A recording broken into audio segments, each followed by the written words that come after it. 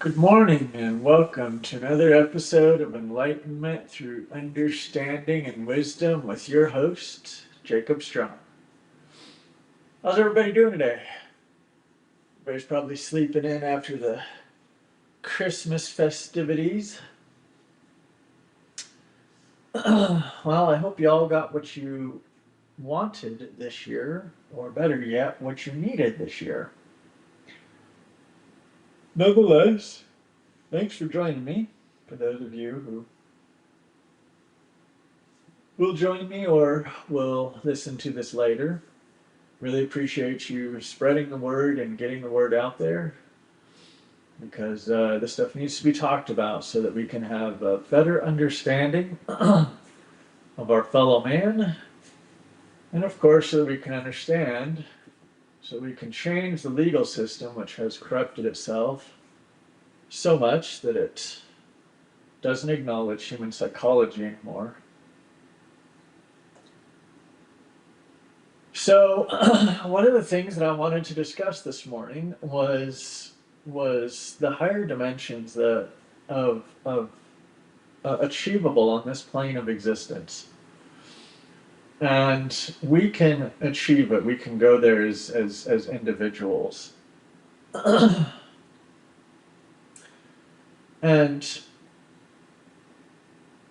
one of the higher dimensions that is achievable on this plane of existence is when one recognizes that the idea or concept absorbs the person into its understanding and not the person absorbing the idea or the concept into themselves. So, so we're going to give some scenarios here as to what that looks like so that you can understand and see it when you're going about your daily life with other individuals so that you can identify it in another individual so that you can know whether it's okay to surround yourself with those individuals or not. So we'll start off with the person who absorbs the concept into themselves as opposed to the concept absorbing them into its understanding. So my biological dad was sent to prison for 250 years, I think, something like that, for doing horrendous things to his family. And it's pretty much public knowledge. So, it is what it is. I don't want to get into details of it, but the understanding of the situation is that he used God to justify his actions. He used Christianity, the Bible, to justify his actions for abusing his family. And interestingly, when Montana State paid for my psychological evaluation many years ago, 20 plus years ago, this therapist, he looked at me and he told me, he goes, I'm not worried about you becoming your dad. He says, I'm worried that you will marry your dad. Mind you, I was very young at the time, and I didn't know what that meant. And I couldn't wrap my head around what that meant. Well, fast forward 10 years or so, and I end up marrying a woman who, throughout our entire relationship, used God to justify her actions. Even to the point of, once we got married, she moved out of my house a month after we got married because God told her to marry her ex-husband and not me. So this is a person that um, absorbs the concept or idea, which is Christianity, into themselves. So they are taking a book and they are living by it, but then they are using every aspect of that book to flip it around to justify their actions, to justify their narcissistic abuse. And and so it's kind of interesting that this type of mindset can be so much different from a person who is allowed who has allowed themselves to be absorbed into an idea or concept. Um, and we can see this in psychology. Okay, so in Psychology Today wrote an article here a while back. And one thing that I want to stress to my listeners before I give this example is these are examples. You have to take everything that a person does, everything that a person says, everything that a person um, lives by, action, words, demeanor, body language, right? So simply taking one aspect, one thing that a person does, and holding on to that as quote the make or break of a friendship or a relationship is is never a good thing.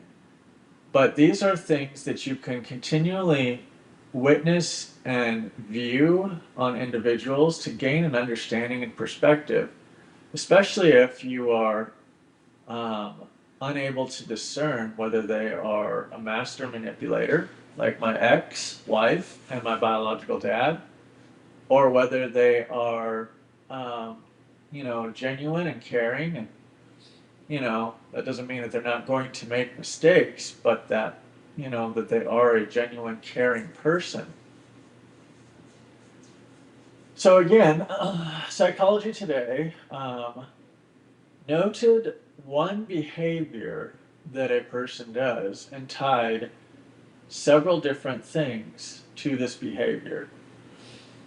When you go out to a restaurant with a person, notice, do they push the chair back when leaving the dinner table? When they are at home, if they sit at a dinner table, do they push the chair back at home? These are things that you can look to gain an understanding. And again, if you don't push your chair back after you eat, this doesn't mean that you're the opposite of what I'm about to tell you. But it's things that we can help visualize and look, and then we can look to see if these other traits fall in suit with this person. Because again, a narcissist who is listening to this podcast will tomorrow try to remember to push that chair back after they've eaten at a dinner table. Okay, but that's not really who they are as a person. Who they are as a person is, someone who has never heard what I'm about to tell you, but has done it already their entire lives. So, some of the traits are that they're mindful of others around them. So, a person who pushes that chair in after eating at a dinner table, they recognize that there are other people around them, and by pushing that chair in, they're keeping someone else from tripping over that chair, they're keeping the area clean and tidy and not a mess. They're doing all of that stuff. You can also see it if they stack their dishes nice and neatly. Now, again, they could be a manipulator if they're listening to my podcast and tomorrow all of a sudden start doing this. Or they could have been a waiter or waitress in their youth So that trait has carried on. So that's why you have to be extremely careful, analyzing a person and passing assessment onto them based on one particular thing. They possess strong self-control. Now, this is very interesting because again, it it shows who they are um, as individuals, that they have that self-control to not only remember to do this, but to make a conscious effort after every meal to do, you know, to push that chair back in. They're reliable and conscientious. So again, I just mentioned that means that the person is very conscientious about their actions. They're very, very behaved, very disciplined, so on and so forth. But reliable, if they continue to do this, if they do this their entire lives, this means they're going to be a very reliable employee. It also means they're going to be a very reliable and in a relationship. They're going to be there for you. They're going to, um, they're going to be very conscientious and disciplined to continue, doing the right thing. Um, they respect shared spaces. So they understand that when you go to a restaurant, you're in a shared space. So when you get up and you leave that table by pushing that chair in, you're making room for someone else that maybe is another table, next to you, right? So they're very respectful of your shared space. Again, I can't reiterate this enough. Never look at one aspect and pass assessment onto another individual. Look at their entire behavior, look at their home, look at how they live. All three things have to align, actions, words, with demeanor, with body language. If all three of those do not align, then there's an act of deception that is going on there. My ex, to give you an example, said when we were dating that even though she had mentioned that when we were dating that, that God had told her to marry her ex-husband, she told me if she ever got married again, that door would be closed forever for her ex-husband. But the funny thing was a month after we got married, of course, she moved out of my house because God told her to marry her ex-husband, and maybe she should be with him and not me.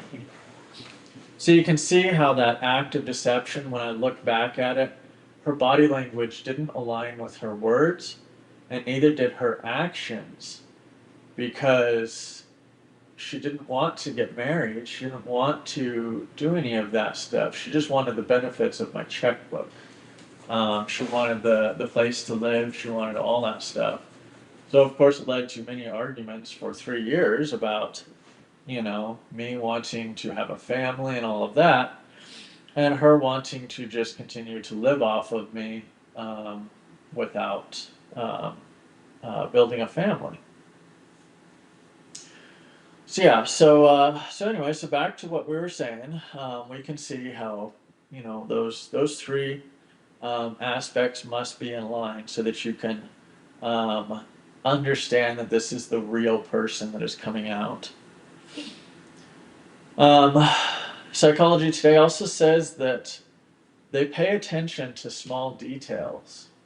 Okay, so the person who pushes the chair back after every meal, at the dinner table, at the breakfast table, at the lunch table, or at the restaurant, they have an attention to detail. Now, this is important in everyday life because, again, attention to detail also means that that this person is going to, um, you know, pay attention to the person that is with them. So whether it's a relationship, whether it's a friendship or an acquaintanceship or an employee, employer relationship, they're going to pay attention to the details of not only you, but also if you're like an employee or an employer, then you're going to be paying attention to what that um, what your job is, right? So so they have a high attention to details, and they pay attention to those details, and they act on those details. Um, they demonstrate forward thinking. So this is good problem solving skills. So when you pay attention to this individual who is, you know, putting away his chair after every meal, is stacking the dishes up, if he's at a restaurant, nice and neatly so that the waiter or waitress can, remove the dishes without having to do any extra work.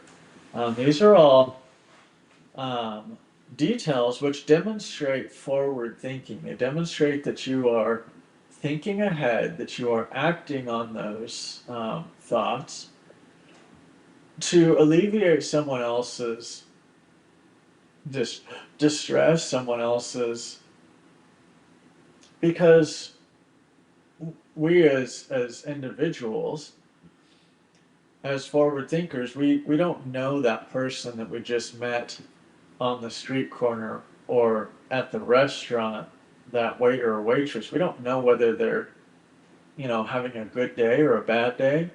We don't know if, maybe they just lost a loved one, very recently.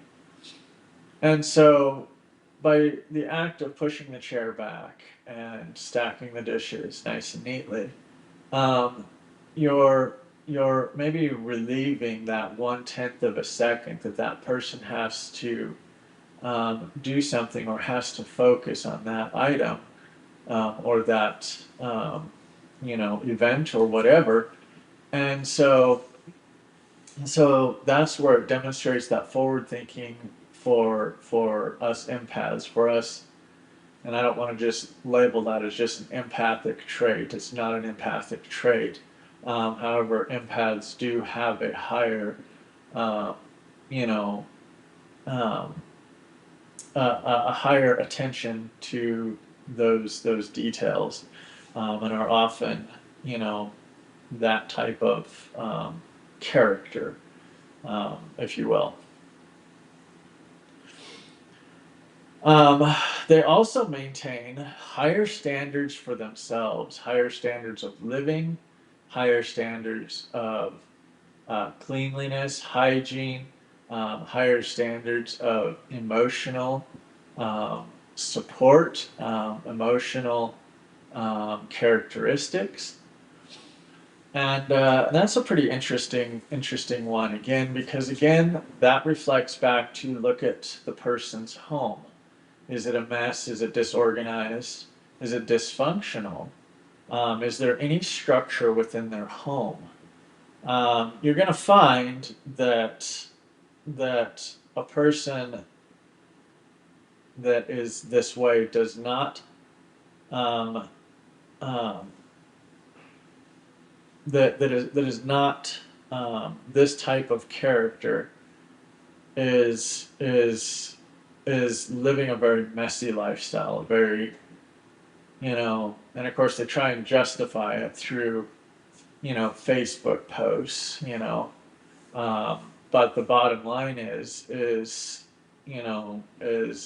that doesn't demonstrate a consideration for another fellow being, even by having your own your own home disheveled, unorganized, and all of that. Because again, you're going to invite someone else into your home, and if you can't maintain that level of consciousness and awareness and structure within your own home, then you certainly can't expect that to be outside the home, or or expect to receive that from anyone. They're less impulsive. This is a big one. Me, on the other hand, I've always been a bit impulsive, um, which has, which has changed significantly over the past 10 years. But before that, I was very impulsive. So that's one area that you can see that it doesn't line up with a person um, who pushes their chair back at the dining room table, because not everything will line up.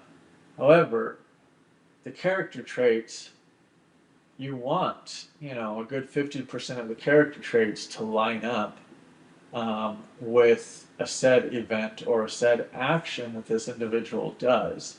Then you know that they're not a manipulator. Um, so yeah, so generally they're less impulsive. They, everything is, cut and dried. With regards to me, I used to be very, act on a whim when it came to vacations, when it came to personal things, very structured within the business. Now I'm even more structured within my social life as well. That has, been something that I have adopted through these last 10 years of dealing with a very violent and abusive and very psychologically abusive, ex-wife. And lastly, they understand that character shows in small things. So a person who pushes the chair back, or maybe stacks the dishes at the restaurant when they're done eating, it shows that this person understands that the smallest morsel of discipline, of action, of consideration toward your fellow man is not only a reflection of character on yourself, but it's a put forward, because again, we're forward thinkers. So if we do this, if we stack the dishes at the restaurant table after we get done eating our appetizers and our main courses and everything else, if we stack those dishes nice and neatly, then we understand that those dishes, that waitress or waiter has to, work that one tenth of a second less to, to stack those dishes, which means they can get to another table one tenth of, a second sooner. And so we begin to start, building a future off of those little actions, right? So we start to understand, we can wrap our minds around the concept that this is, putting it forward, and it's a snowball effect. So it will continue to roll forward, roll forward, roll forward. And anyone who is a light worker or operates in the higher dimensions will benefit from it. Narcissists don't benefit. They continue to lose their, time. They continue to, blame everyone else for their problems. But that's okay. Again, without the dark, how could you measure the light? So we understand that, even though there are narcissistic manipulators out there, we understand that they are on this earth so that we could see how bright the light is and can be. So, when we're talking about the higher dimensions, of course, I'm incorporating this statement by Psychology Today into what I'm speaking about, the difference between us absorbing a concept or idea into ourselves versus having the idea or concept be absorbed, uh, um, having the concept or idea absorb us. Excuse me. And so, again, that's the significant difference. You see it in those in the wording of that, and the wording of that says that if I'm a religious person, but I have allowed that you know, that spirituality, that whatever it is, to absorb me into its consciousness, then I recognize that someone else wrote this book, something else wrote this book, something else um, made these plans. And so then I automatically put those other people before myself. And I think that that's very crucial to understanding because, again, when you absorb Christianity or whatever the religion is into yourself, then you can do, just like my ex and my biological dad did, you can justify your actions through finding something in there that says it's okay to rape your children, it's okay to, psychologically abuse your spouse because they're not doing what you want them to do. And so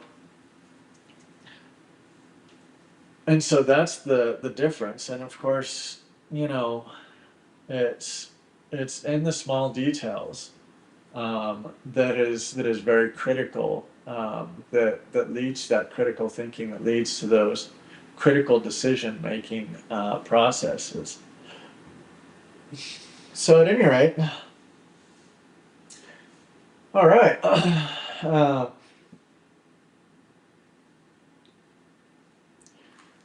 do believe that that's all for this episode of Understanding Enlightenment and enlightenment through understanding and wisdom.